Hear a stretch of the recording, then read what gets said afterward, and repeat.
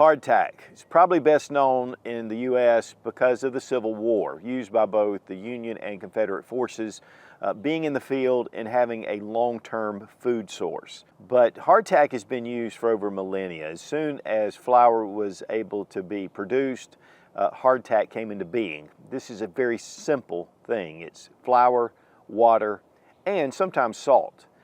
Used by militaries all over the world, sailors going on long voyages, but also groups of people that are migrating from one area to another. It's just a source of food that lasts for a long time, up to 25 years if kept properly stored. One of the big things about hardtack is that when you bake out all the moisture, so it makes it really hard. It's been called jawbreakers, it's been called molar crackers. In fact, the German armies called this armored plates. And it's pretty much inedible in this form. Typically, you'll put it in brine, coffee, even milk. You can crush it up and add bacon grease or different things to it and make, like a patty. And that was one thing that the Civil War soldiers used, was they'd break it up with their rifle butts, and then they would put water with it, honey, different things to it. But here's the thing about hardtack. Flour itself has a fairly short shelf life. And if you take it and put it into this form, again, it will last up to 25 years or longer. In fact, there are samples of hardtack in museums that were taken from the Civil War and are still edible. So if you have a lot of flour and you want to make it last for a long time, this is one way to do it. Great for a bug out situation. Having hardtack when food is not available. And again, it's so simple, it's so cheap to make. Now hardtack is inedible, really, like this. I mean, you can, but it can chip your teeth. It's really hard. And all the moisture has been taken out of this little wafer. So we're going to go ahead and try it out, see some properties of it, how it was used, especially the guys during the Civil War, how they used it. But again, guys, this has been used since the beginning, since flour was actually first produced. First off is just the feel of it. I mean, that's hard. That's a jawbreaker.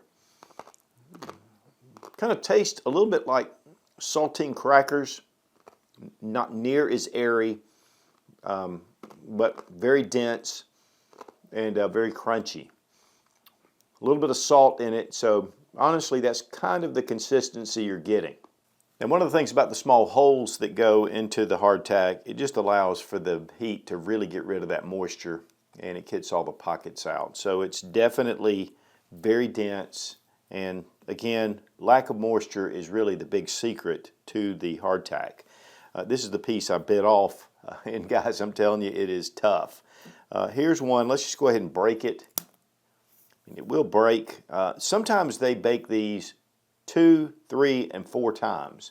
So they'll bake it once and then they'll rebake it after it cools and rebake it. And the more you bake it, obviously, the less moisture you're going to have.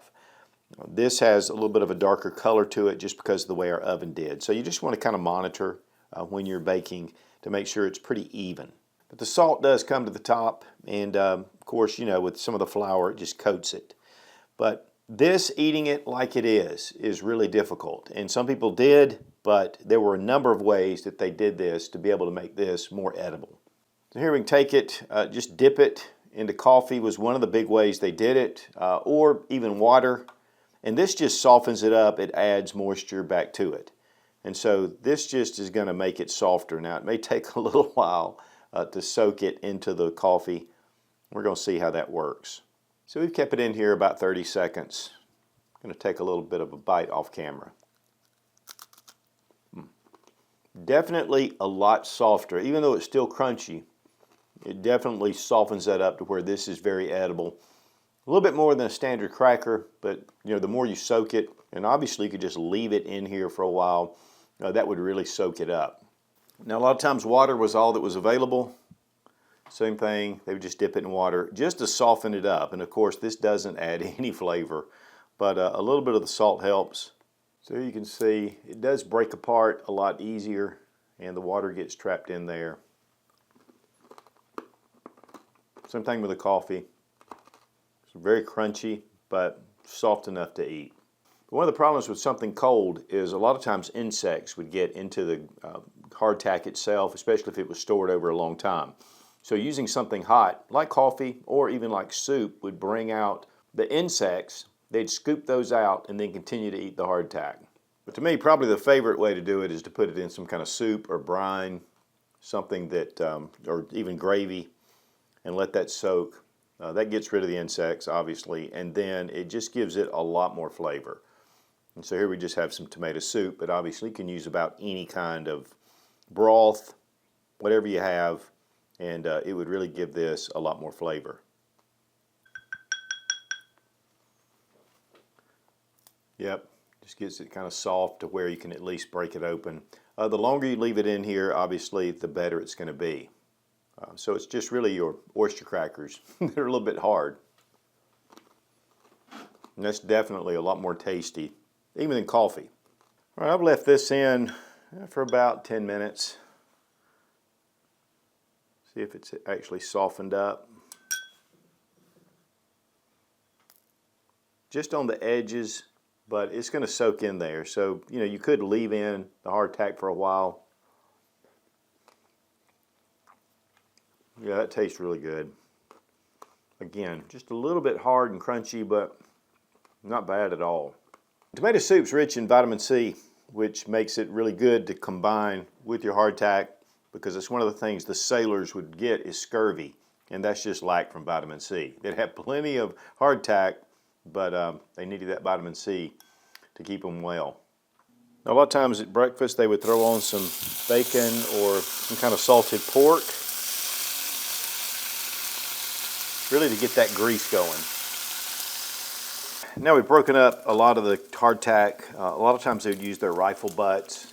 We just wrapped this in a paper towel and did it with a hammer. But it breaks. And then just mix it in with the bacon grease. And really the finer you get it, the better. I'll stir it in with the grease, let it roll down into it. So here we just have a mixture. And it just soaks up that bacon grease.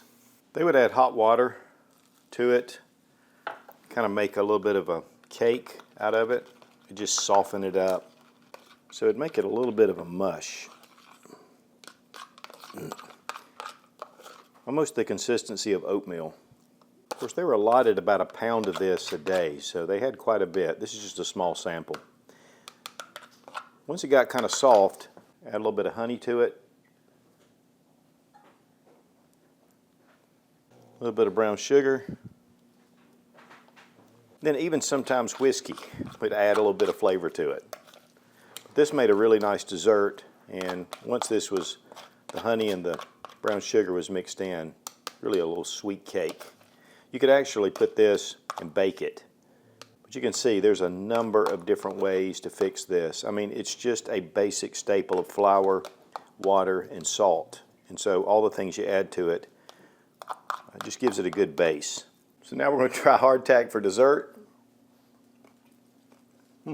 That's really good. If I had a steady diet of this, though, I'd definitely need some whiskey afterwards. So we're going to go through the process of how to make it. It's very simple. Again, the ingredients, flour, water, salt. It's very cheap to make, and my daughter, Sarah Mack, offered to show this. She does a lot of horse treats and different recipes on her Brattle 95 channel, which she does a lot of horse stuff there. And I'll have it linked above if you want to check that out. All right, the first thing you're going to do is preheat your oven to 375 degrees. You will need all-purpose flour, 2 cups, 3/4 cups of water, and 1½ teaspoons of salt. Mix the flour, salt, and water into a bowl. After mixing completely, the dough should be a little dry and not stick to your fingers. If your mix is still pretty sticky, you can add more flour in small increments until the dough is dry enough. Sprinkle some flour on the counter so the dough does not stick to the counter or cutting board, as well as whatever you're using to roll so that the dough does not stick to it. Use a roller to spread out the dough on a counter or a large cutting board. We do not have a roller, so I am going to use this glass. Once you've rolled it all the way out, it should be about 1/3 to a 1/2 inch thick. Cut the dough into squares, about 3 inches.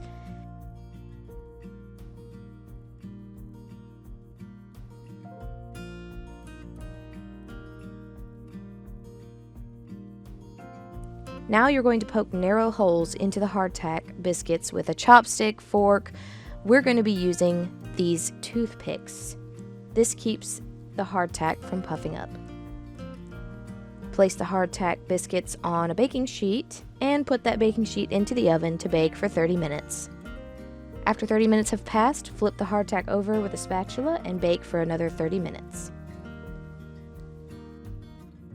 Once the 30 minutes are up, remove the baking sheet from the oven and put out on rack to cool.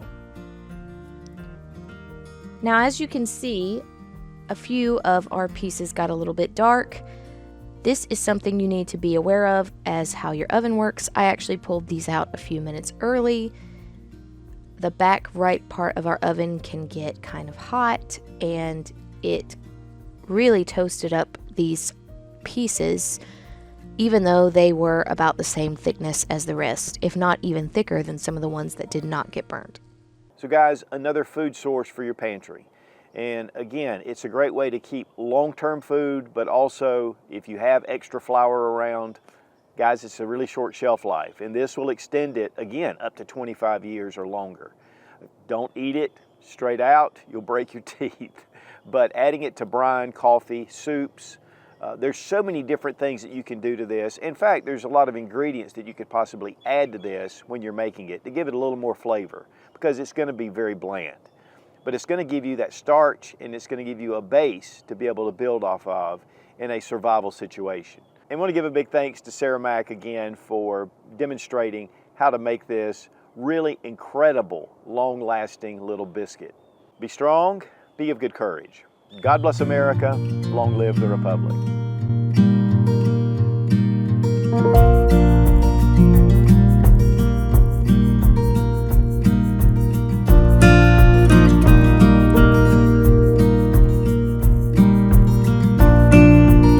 Since flour was being able to be produced, okay, even groups of people that are, what are they doing, migrating? Hardtack, probably best known video. One thing she does, now one thing, let's start that. And we really appreciate Sarah Mack for doing that. And we really appreciate my daughter Sarah Mack for demonstrating how to make it. And we also, she does a lot of horse treats on her channel, Brattle 95.